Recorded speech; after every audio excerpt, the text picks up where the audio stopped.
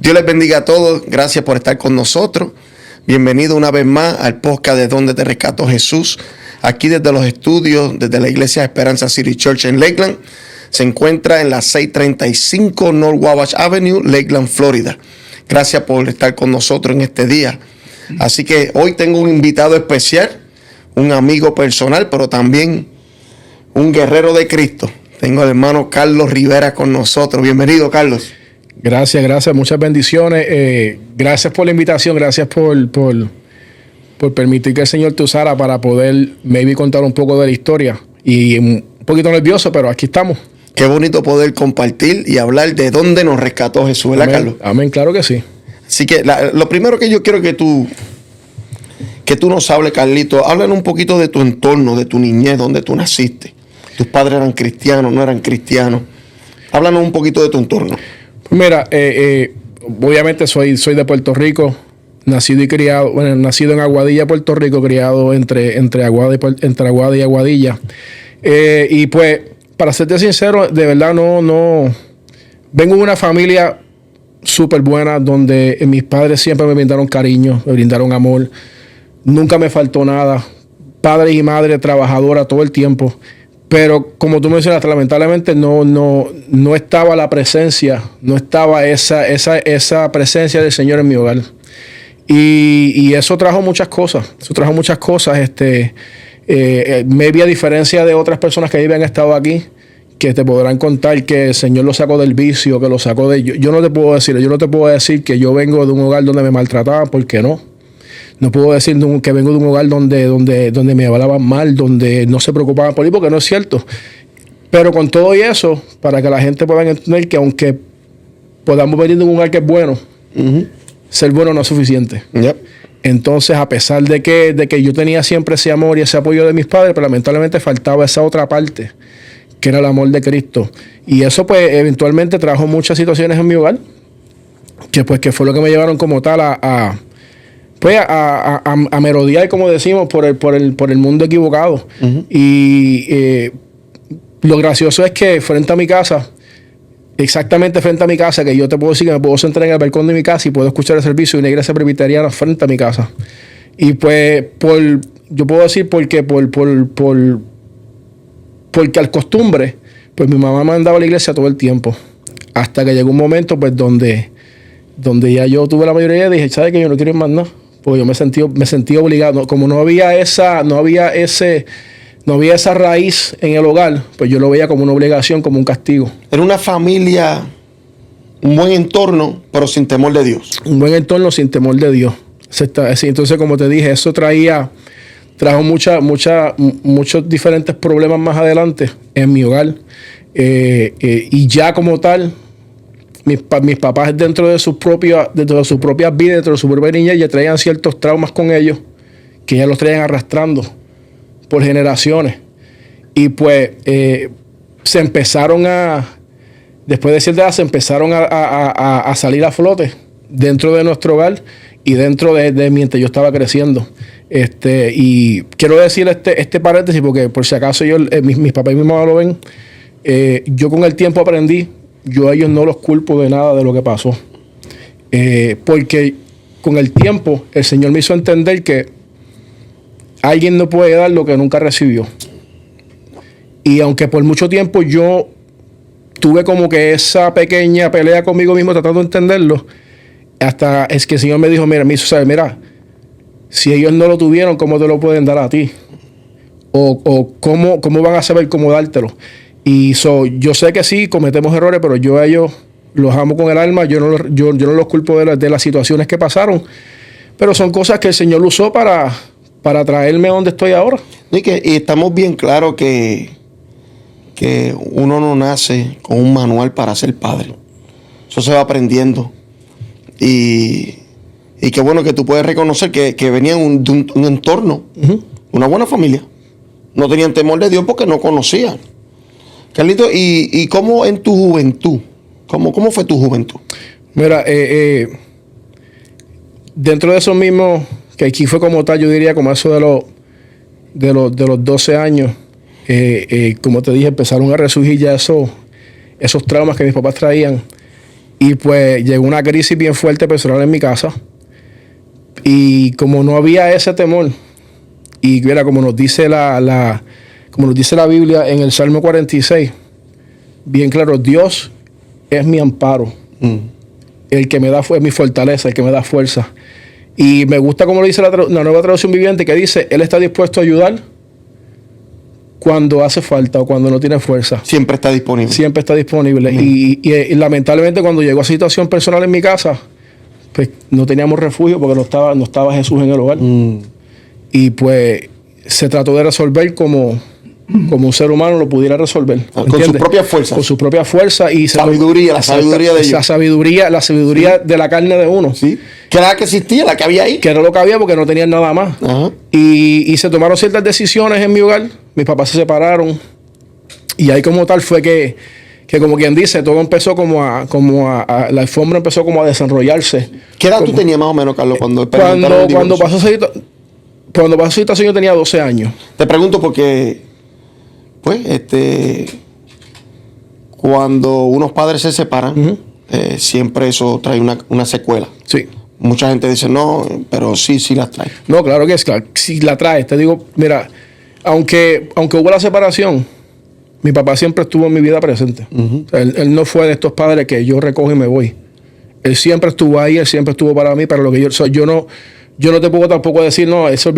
Mi papá siempre estuvo presente, pero no estuvo en el entorno de mi hogar. ¿Y por qué recalco eso? Porque aunque muchas personas a veces dicen que no es cierto, un padre hace falta en un hogar presente. Presente, especialmente cuando hay hijos varones. Sí.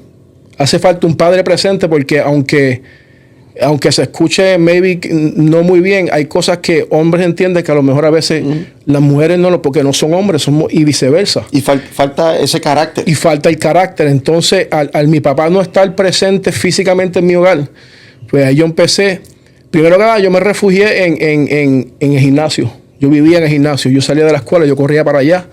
Y pues yo digo que el enemigo siempre está pendiente de esas cositas. Y por ahí fue por donde me empezó a atacar. En el sentido de que me empecé a conocer gente que no tenía que conocer. Me empecé a envolver con personas mayores que yo que no me estaban dando un ejemplo bueno para mí para ese tiempo. Y ahí empecé como a ponerme un poco rebelde. Peleaba mucho con mi mamá. Yo en un periodo de años donde yo no fui un buen hijo. ¿De ella eras teenager ya? Sí, yo desde los 12 años, por lo menos como hasta eso de las 15 o 16 años, yo era bien rebelde. Yo me iba, obviamente, cuando tuve mi carro y tuve mi licencia, yo me iba cuando yo quería, yo llegaba cuando yo quería. Y aunque mi mamá trataba... No había límite. No había límite. Mi mamá no tenía la fuerza. Mi mamá todavía estaba lidiando con ese trauma que pasó en mi hogar. Y en realidad no tenía la fuerza ni física, ni mental, ni espiritual para poder pelear conmigo. Y no te digo que yo me iba 2 o 3 días, no, pero yo me iba y yo cuando venía, cuando yo quiera o cuando yo pueda. Y una cosa llevó a la otra. Me empecé a juntar con personas que no debía. Entonces de ahí mismo brinqué y ahí fue donde el enemigo empezó a atacarme con el alcohol. Porque yo le di gracias a Dios que yo nunca usé droga, pero mi droga era el alcohol. Mi droga era el alcohol en el sentido de que yo llegué a un punto donde yo tenía que tomar todos los días. Wow. Maybe no tenía que venir arrastrándome, pero yo tenía que tomar todos los días, sentía que me faltaba algo. Y era joven para ese tiempo, ¿verdad, Carlito? Ya estamos hablando ya de los 16, 17 años. Sí, entonces, wow. Para ese tiempo, el enemigo fue tan sutil que me consiguió un trabajo en un club nocturno. Yo empecé de seguridad en un club nocturno a los 16 años. Y de seguridad me moví a trabajar de bartender a la barra a los 17 años. Entonces el enemigo buscaba abrirme la puerta para que yo estuviera más cerca por lo que él me estaba atacando, que era el alcohol. Y se abrió más ese mundo y llegó el alcohol, llegó la promiscuidad, llegó la fornicación, llegaron todas esas cosas. Y pues, como te digo, aunque mi papá estuvo presente en mi vida, a lo mejor si esa figura paterna hubiese estado físicamente en el hogar, hubiese habido un poco más de restricción, o yo me hubiese sentido un poco más challenge, un poco más retado con la figura paterna de mi padre que como yo me sentía con la de mi mamá. Sí, porque todos sabemos que el padre en la casa es la autoridad. Aunque el mundo ahora quiere decirle a las personas y a los hogares y a los niños que hay una igualdad? Bueno, la verdad es que la autoridad en el hogar es el padre. Y no es por poner de menos una madre, no. pero la realidad es que el caso es que como seres humanos ya tenemos en nosotros que, por ejemplo, cuando un niño está creciendo, tú sabes que lo primero que le dicen es: cuando yo no estoy aquí, tú eres el que manda. Ajá. Eso pasa en todos los hogares. Entonces ya tú le creas ese aire de poder a un niño, que por más estricta que su madre sea, él tiene ya como que ese permiso regalado por su padre de cuando él no esté, tú eres el que manda. Entonces, en mi humilde opinión, nunca va a ser igual el papel de autoridad que puede traer una madre al que puede traer un padre estando allí. Yo me recuerdo que cuando todavía ellos vivían juntos, usualmente cuando nos portábamos mal, la que siempre nos daba era mi mamá. O con lo que cogiera, la que corregía en la casa. Sí, pero porque no era necesario, porque mi papá solamente me tenía que mirar y yo caía sentado en el sillón. Él no tenía que levantar la mano. Ahí está la diferencia de cómo uno como hijo ve el respeto o ve la autoridad de un padre a la de una madre. Y no es por ponerlas por menos, pero mi opinión y por mi experiencia es así. Sí. Carlito, ¿y cómo empezaste a conocer de Cristo? ¿Cómo fue ese proceso? Mira, fue un proceso que yo a veces ni me explico cómo.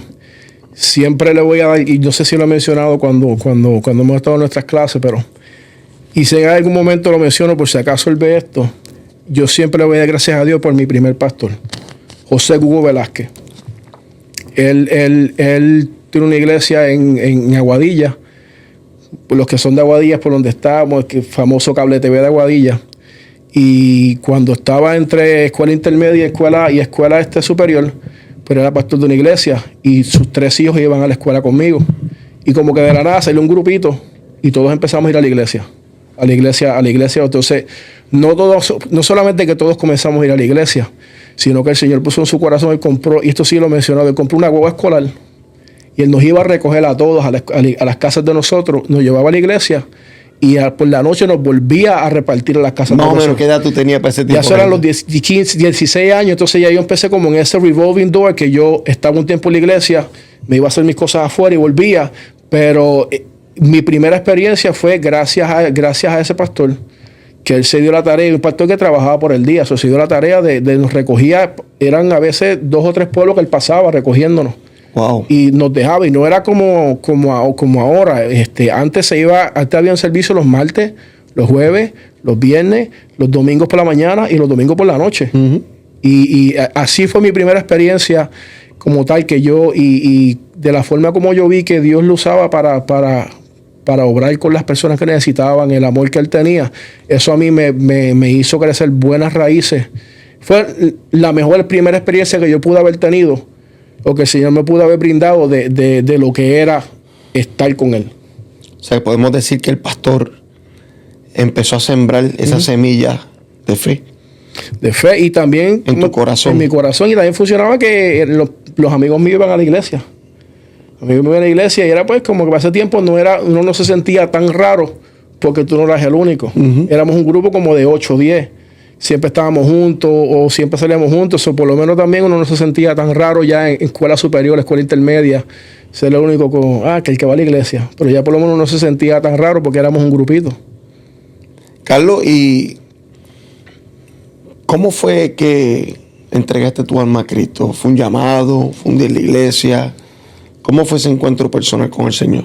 Me recuerdo que salimos un viernes de un servicio de jóvenes que teníamos y nos fuimos por una vigilia. Ahí siempre hacíamos eso los viernes. Había una iglesia llegando al pueblo de Aguadilla que se llamaba Montesión, que era bien famosa para ese tiempo, y siempre hacían vigilia y nos fuimos para allá. Y como te digo, yo, aparte de no tener ningún tipo de background espiritual de mi casa, simple y sencillamente yo sentí que tenía que pasar. ¿Hicieron un llamado, un curso Hicieron un llamado en una vigilia. Wow. Y yo, de jóvenes. Y yo ni miré para la izquierda, yo lo sentí en el corazón y arranqué para el frente. Convicción. Y como le digo a mucha gente que me preguntan cómo se siente eso es una experiencia que hay que vivirla. Eso no es que nadie te lo... Eso tú lo sientes que, ok, es a mí que no es al de al lado, es a mí. Es hoy. Es hoy. Y no te puedes ir sin eso. Wow. Entonces, a esa edad ya empezaste en tu juventud a experimentar, en trabajar en una discoteca, ya estabas envuelto en la bebida, conociste a Cristo. ¿Qué me puedes contar, Carlos,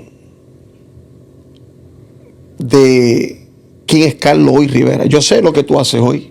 Para los que no saben, Carlos es parte del Ministerio de los Caballeros de la Iglesia Esperanza City Church. Sirve junto a este servidor y a otro grupo de hermanos. Pero si podemos preguntarte, Carlos, ¿cómo tú te sientes hoy? ¿Quién es Carlos ahora? Yo me llamo a mí mismo un pecador en rehabilitación, porque no dejamos de ser quienes somos. Pero te puedo decir que sí me siento que soy una nueva criatura. Aunque fallo, peco, a veces reacciono de una forma que no es, pero yo me pongo a ver para atrás cómo yo era, cómo yo pensaba, y maybe yo no era agresivo con las personas, pero el enemigo empezó a poner en mí que yo era suficiente, que yo no necesitaba a nadie más, que yo no necesitaba nada para poder, que yo era autosuficiente. Esa es una de las armas que él utiliza. Que yo podía hacer todo. Que tú eres autosuficiente, tú no necesitas ni a él ni a nadie. Exactamente. En un punto que te puedo decir que al principio yo nunca pensé que me iba a casar, porque yo no pensé que me hacía falta, yo podía hacerlo todo. Y yo miro ahora y no solamente el verme que yo sin mi familia no podría vivir, sin mis hijos, sin mi esposa, que ha sido un pilar grandioso en mi vida, en el matrimonio como tal. Lo mismo veo con el Señor. A mí, yo veo para atrás y yo a veces digo, ¿cómo es posible que yo hubiese podido haber pensado que yo pude haber hecho todas estas cosas por mí mismo? Porque de verdad hay cosas que no hay otra explicación, sino que Dios metió la mano. Y yo me siento que sí, estamos todavía trabajando en ciertas cosas, pero definitivamente ha sido un cambio del cielo a la tierra, de lo que yo era a lo que yo soy ahora. ¿Y has podido aplicar ese temor de Dios en tu hogar? Sí, hay ciertas cosas que todavía estoy trabajando en cuestión a ser más abierto con mi familia en casa. Amén. Estamos trabajando en eso. Pero sí, en mi hogar, mira, el cambio se nota. A veces cuando mi esposo y yo empezamos nuestra relación, también estábamos en un yoyo de entre y sale, y el cambio en la atmósfera es completamente diferente.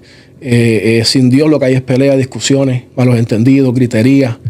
Y con Dios, pues, sí hay malos entendidos, pero Dios nos hace sentir que tenemos que resolverlo de otra forma. Sí. ¿Me entiendes? Tenemos que resolverlo de otra forma porque no nos puso ahí para que estemos como perros y gatos. En mi hogar, claro que sí. Y tú sabes, tú tienes hijos, es un reto tú mantener a tus hijos que vayan aprendiendo del camino, porque acuérdate, yo he vivido cosas, ellos no han vivido nada todavía. Ellos prácticamente se están dejando llevar por tu ejemplo. Pero sí, y como te digo, también estamos tratando en mi hogar, en mi casa.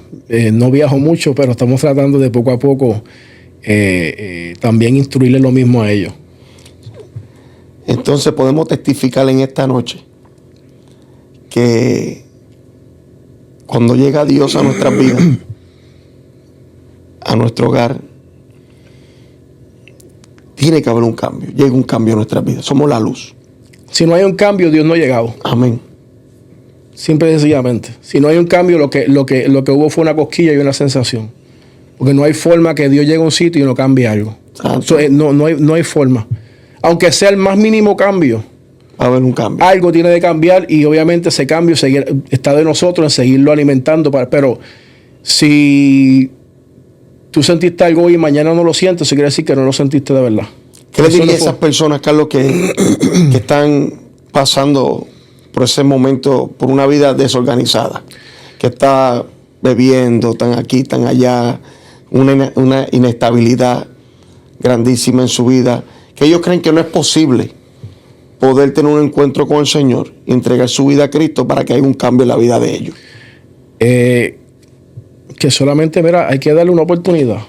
Porque sí, cuando estamos envueltos en los pecados y en la bebida, lo que nos interesa es eso. No nos interesa nada más. Pero nos damos cuenta que el mañana no está prometido. Yo no sé qué va a pasar cuando yo salga. Muchas veces yo me salvo de muchos accidentes, que yo no sé cómo yo llego a mi casa. Yo no me recuerdo de qué pasó entre el momento donde salí del lugar hasta que llegué a mi casa. Inclusive muchas veces yo tuve varios accidentes donde viendo el carro el otro día yo no sé cómo yo estaba vivo. Por la bebida, a causa de la bebida. A causa de la bebida y la alta velocidad y como te digo, la mente en blanco. Hay esperanza. La bebida no deja nada, el mundo no deja nada. Si tú te das cuenta, tienes amigos mientras tienes dinero. Si, el que alguna vez ha jangueado sabe que mientras hayan round para pagarse, hay amigos. A la vez que el bolsillo se cierra, los amigos se van. Y cuando hace falta, tu body de tomar no aparece.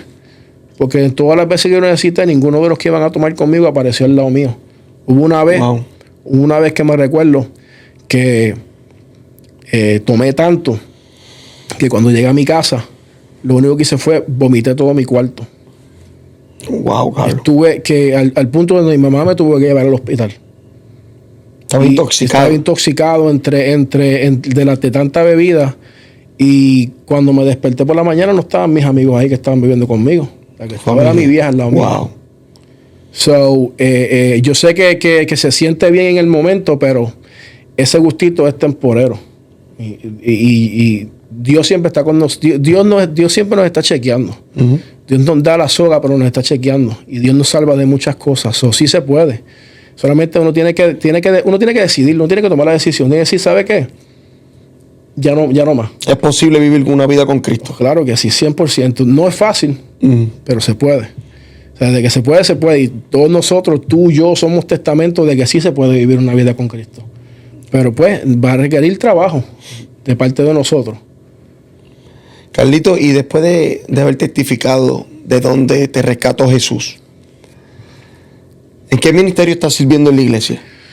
Ahora mismo, para la gloria de Dios, como tú mencionaste brevemente, soy parte del Ministerio de los Caballeros, trabajando contigo, que como siempre te digo, aprendo mucho de ti cada día. Soy diácono de la iglesia, para la gloria de Dios soy diácono. Amén. Y soy ujier también. Yes. Y esperando que más abre por ahí.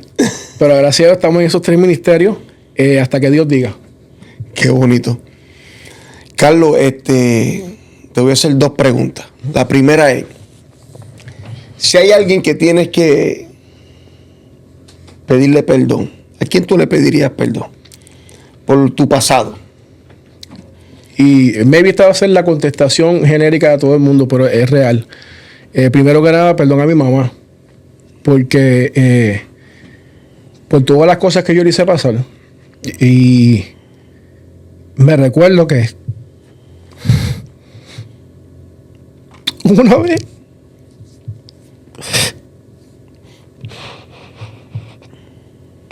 que yo dije, no vuelvo a tomar más. Mi casa queda en unos altos y mi mamá siempre me esperaba en el sillón. Que tú llegaras de la calle. Ella escuchaba cuando yo cerraba el portón y se iba a dormir para la casa, para la cama. Asegurándose que tú llegaras. Pero una vez que llegué bien tarde y yo sabía que ella estaba porque ella siempre dejaba la ventana de la sala abierta y cuando escuchaba el portón la cerraba y se iba. Pero esta vez cuando llegué no había cerrado la ventana. Entonces cuando llego a mi casa se había quedado dormida esperando en el sillón. Y yo dije, ¿sabes qué? No vuelvo a beber más. Ella no se merece eso.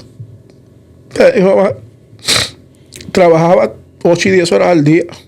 Venía a mi casa a hacerse cargo de mi hermana y de mí. Y yo dije, ¿sabes qué? Yo no puedo ser tan mal agradecido. Y desde ese día, aunque seguí en ese flujo de para atrás y para adelante en la iglesia, ese día, ¿sabes qué? Yo no tomo más. No me vuelvo a amanecer más. Mi mamá no se merece eso. Qué bonito que la gracia del Señor y para la gloria y la honra del Señor, Carlos. Qué bonito que tu mamá pues puede ver un Carlos renovado. Un Carlos restaurado. Y yo estoy seguro que ella está bien contenta. Está bien orgullosa del hombre que Carlos Rivera se ha convertido. Y no solamente tu mamá, estoy seguro que tu familia, tus padres, tu esposa, tus hijos. Y qué bonito que podemos ver y podemos hablar y contarle a estas personas que nos van a estar viendo a través de estas cámaras, de que el Señor tuvo misericordia con nosotros. Sí. Y quiere y tiene misericordia con el que está pasando por una misma situación por la que ya tú pasaste. Lo único que tú tomaste la decisión, estuviste disponible, estuviste sensible al llamado de Dios. El Señor nos llama a todos. Él quiere que nosotros le sirvamos. Él quiere restaurarnos. Él está dispuesto, Él está ahí. Pero mucha gente no puede experimentar eso, no porque Dios no quiera, sino porque la persona no está dispuesta a tener un compromiso con el Señor y a su paso consigo mismo.